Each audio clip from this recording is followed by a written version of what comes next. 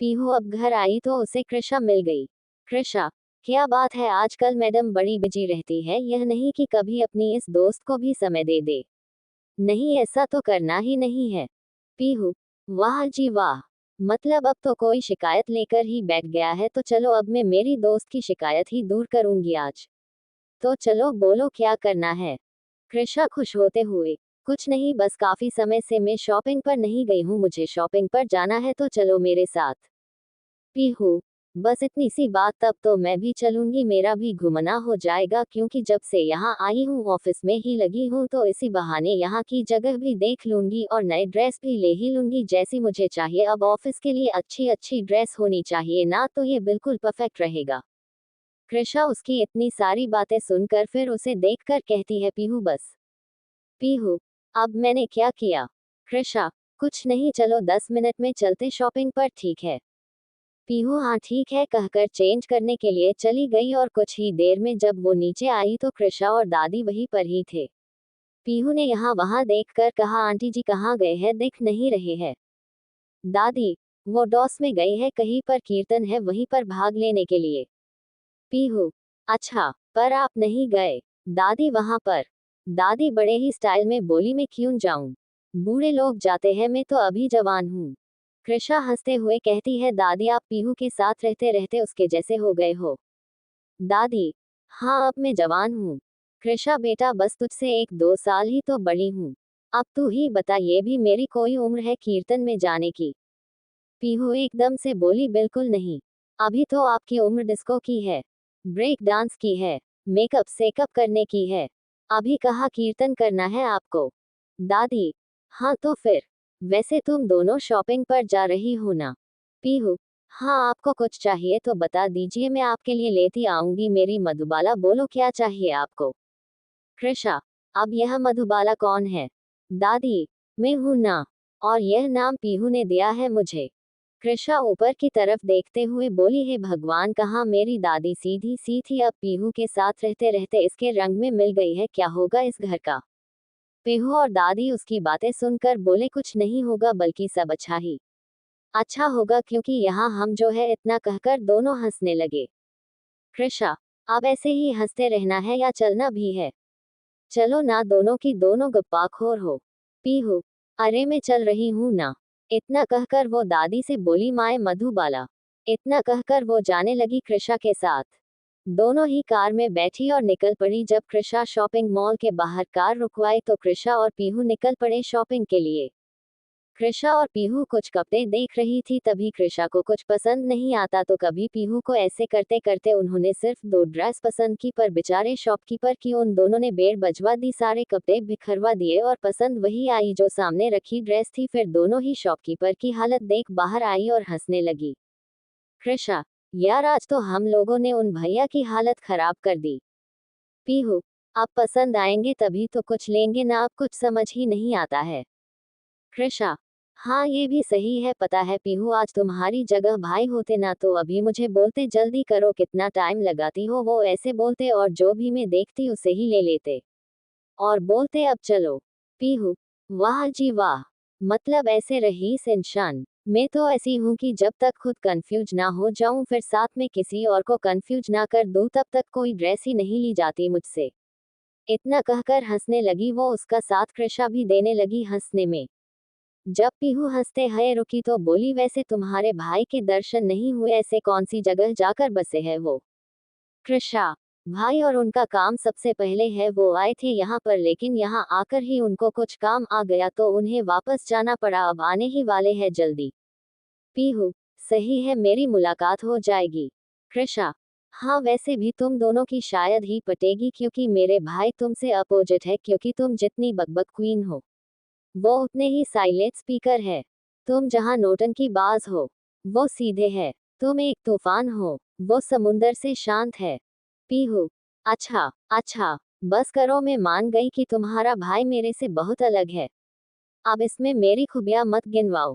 कृषा, पर सबसे अच्छी बात पता है क्या है तुम्हारी।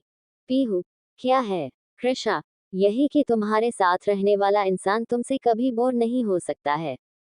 पीहू, अच्छा, ऐसा वो तो है क्योंकि जब तक लोग मुझे नहीं जानते तब तक उन्हें मैं उनकी टाइप की नहीं लगती और जैसे ही मुझे जान लेते हैं तो फिर मुझे भूल ही नहीं पाते हैं मैं अपने तरह की इकलौती ही हूं ना। कृषा, ये बात तो सच है तुम अपने टाइप में एक ही पीस हो। पीहू, हाँ वो तो मैं हूँ। अच्छा चलो अब। कृषा, कहाँ? पीहू, मेरी जैसी इकलौती की फेवरेट चीज को खाने। कृषा, अच्छा, और वो क्या चीज है? पीहू, पानी पूरी और क्या? जो सबको पसंद तुम्हें नहीं है क्या? कृषा, पसंद तो है पर भाई खाने ही नहीं देते हैं। पीहू, क्यों? कृषा, भाई कहते हैं कि यह अनहेल्थी है इसलिए मना कर देते हैं। पीहू, तुम्हें पसंद है ना? कृषा हाँ में सर हिला देती है। पीहू, तो चलो क्योंकि ना अभी तुम्हारे भाई यहाँ है जो देखेंगे और कुछ कहेंगे और अगर होते तो भी मैं हूं ना साथ में।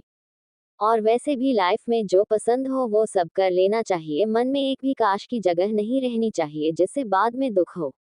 इसलिए मैं तो जो करना होता है वो कर देती हूँ बिना सोचे समझे बस दिल की सुनती हूँ। क्योंकि दिल हमेशा सही राय देता है। कृषा, हाँ सही कह रही हो। पेहू तुम चलो मैं भी आज पानी पूरी खाऊंगी।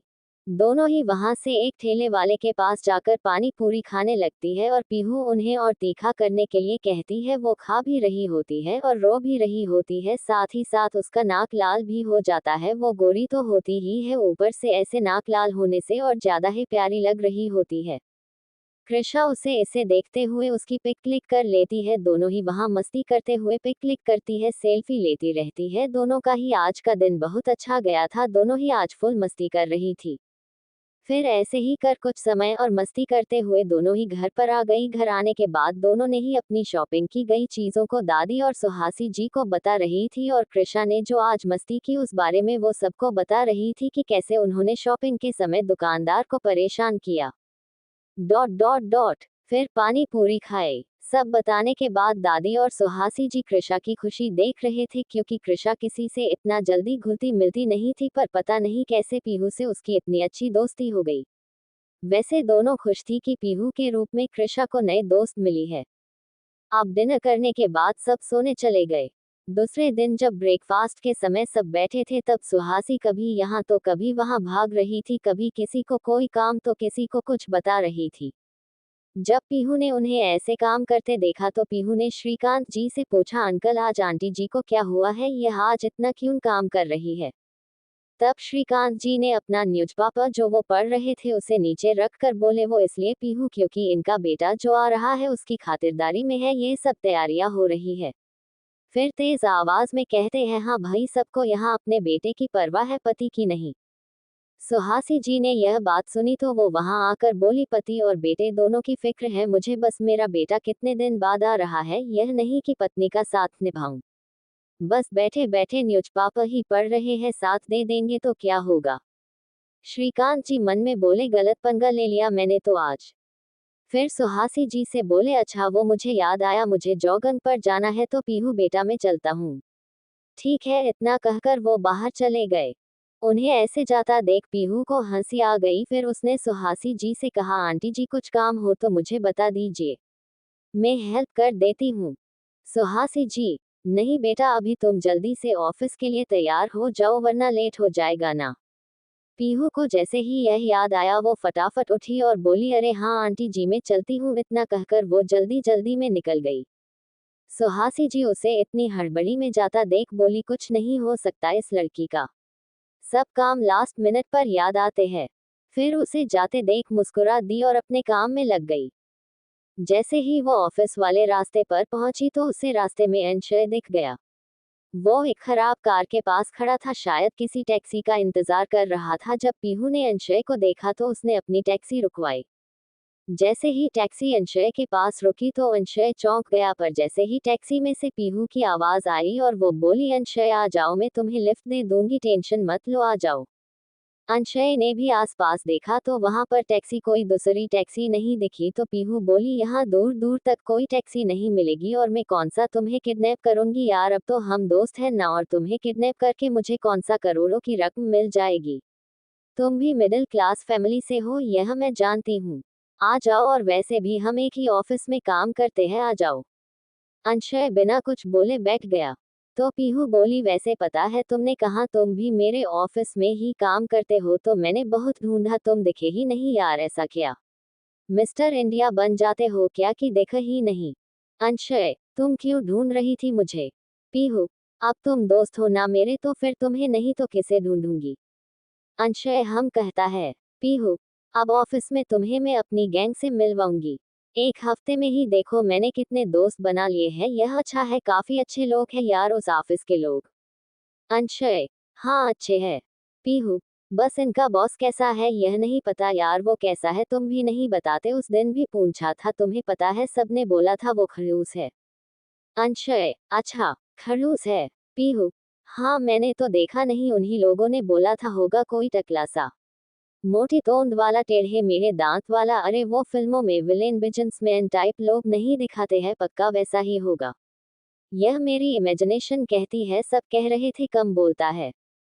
अंशय अच्छा हो सकता है हो ऐसा ही हो। पीहू हम पक्का ऐसा ही होगा वैसे ये लो मेरे तरफ के 115 रुपए। अंशय ये किसके है। पीहू आप फ्री में थोड़ी जाएंगे ना अपन तो फिर यह इस टैक्सी का किराया है। टैक्सी वाले भैया बोले पर मैडम किराया तो मैंने बोला था ना 230 रुपया है। फिर 115 ही कैसे दे रही है आप। पीहू अरे ओया भैया शांति रखो ना आपको पैसे दे देंगे ये। अंशय मैं दूं। पीहू हाँ तो तुम ही दोगे ना दोस्तों में शेयरिंग होती है और हिस्सा भी बचता है सबका तो आधे किराया मैंने दिया आधा तुम दो 115 रुपया तुम दे दो। वैसे भी सवारी अपन दोनों ने की है ना तो बराबर बराबर समझे। अंशय हम समझ गया वो इतना ही कहता है और अपने जेब से 2000 रुपया का एक नोट निकाल कर टैक्सी वाले को दे देता है। तो टैक्सी वाला कहता है मेरे पास छुट्टी नहीं है। अंशय अच्छा कोई नहीं आप बाकी के सब रख लो। पीहू एकदम से बोलती है अरे ऐसे कैसे रख लो किराया बस 230 रुपया ही था बाकी तुम इतने रुपए क्यों दे रहे हो। अंशय चलेगा कोई बात नहीं। पीहू अरे ऐसे कैसे कोई बात नहीं फिर टैक्सी वाले से कहती ओ भैया ये लो 230 रुपया और 2000 मुझे वापस दे दो। वो टैक्सी वाला मुंह बनाकर 2000 देता है और उन्हें वही उतार कर चला जाता है। पीहू 2000 रुपया वापस अंशय को देकर कहती है ये लो पैसे तुम्हारे और हाँ 115 रुपया किसी दिन मुझे ट्रीट दे देना। और एक नसीहत दूं तो ऐसे दानी मत बनो ऐसे दानवीर बनने की जरूरत नहीं है इतना ही देना है तो किसी जरूरतमंद को दो।